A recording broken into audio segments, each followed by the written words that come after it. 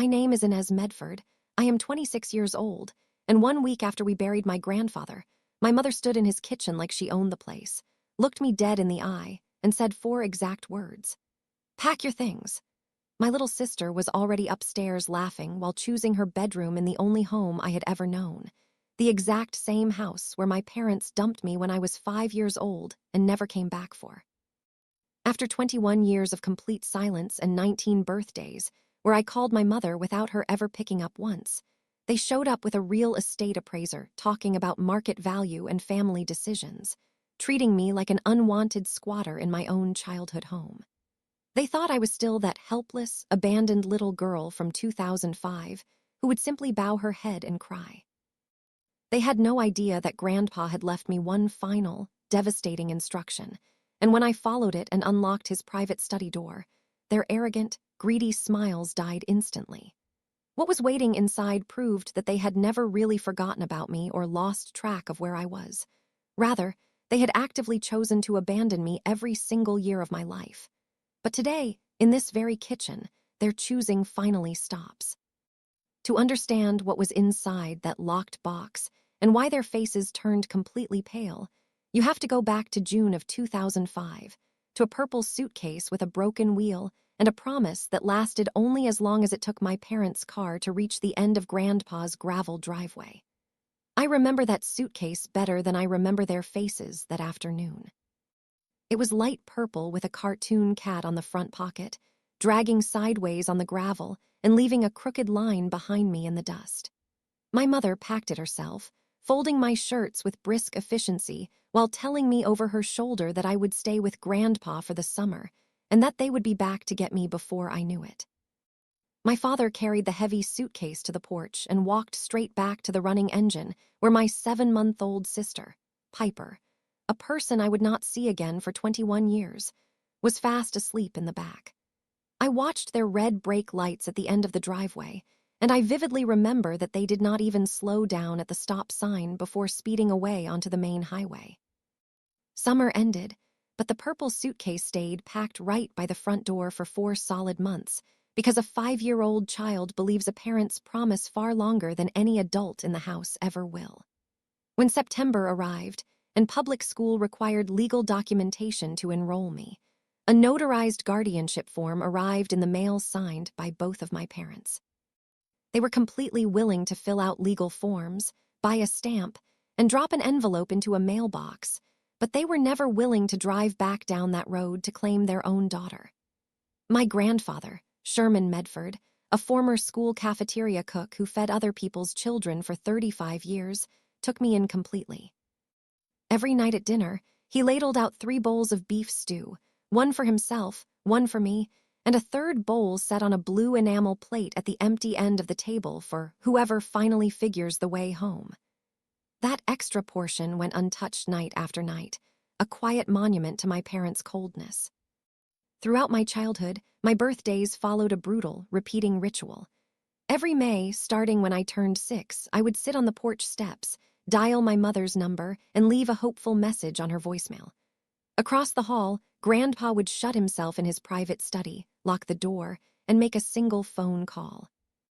By the time I turned 16, I noticed a devastating detail.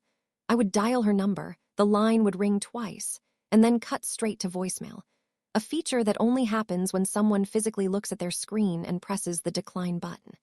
That was the year I learned the crushing difference between a call that goes unanswered and a call that is deliberately rejected. Meanwhile, my parents built a picture-perfect life without me. When I was 17, a classmate showed me my mother's social media account, 12 years of family beach trips, Christmas mornings, and autumn pumpkin patches featuring my father, my mother, and Piper under captions like, "Family is everything." I was not tagged, mentioned, or present in a single photograph. Despite the deep emotional wounds, I channeled all my energy into cooking, earning a partial scholarship to culinary school while Grandpa covered the rest from his savings.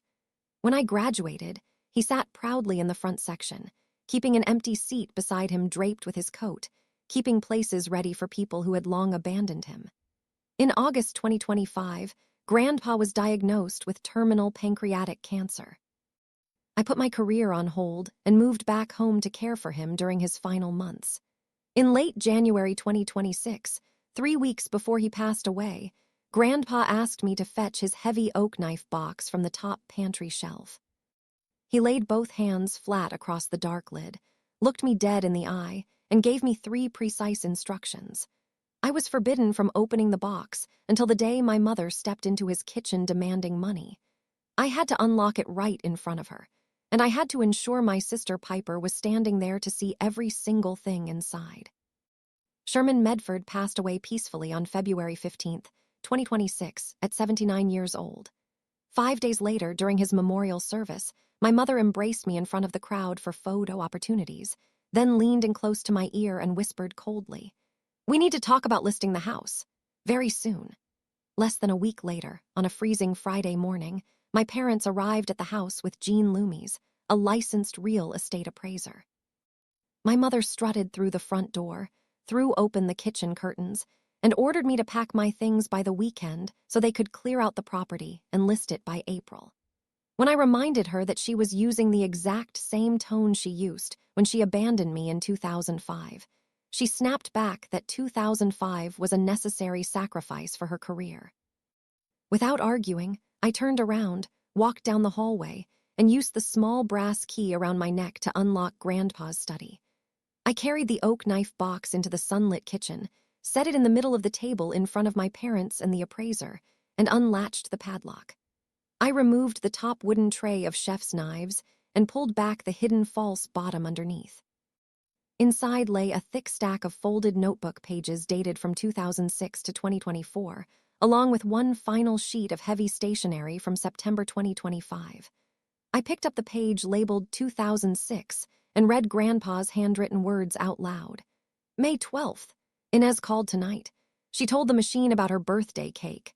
After she went to bed, I called my son Neil. He picked up on the second ring. I begged him to call his little girl back. He told me it wasn't a good time for his family, laughed it off, and hung up the phone. I picked up the page labeled 2015 and read further. Inez turned 15 today. She left a message saying she just wanted to hear her mother's voice. I called Neil and read him her exact words. He told me not to make a big deal out of it and hung up. I have called this boy once a year for 10 years. He answers my call every single time, yet he has never once dialed his own daughter's number. The silence in the kitchen was suffocating. Every single year on my birthday, after I left my unanswered voicemails, my grandfather had picked up his landline phone in that locked study and called my father. My father had answered those calls 19 times across 19 years. They had never lost track of me.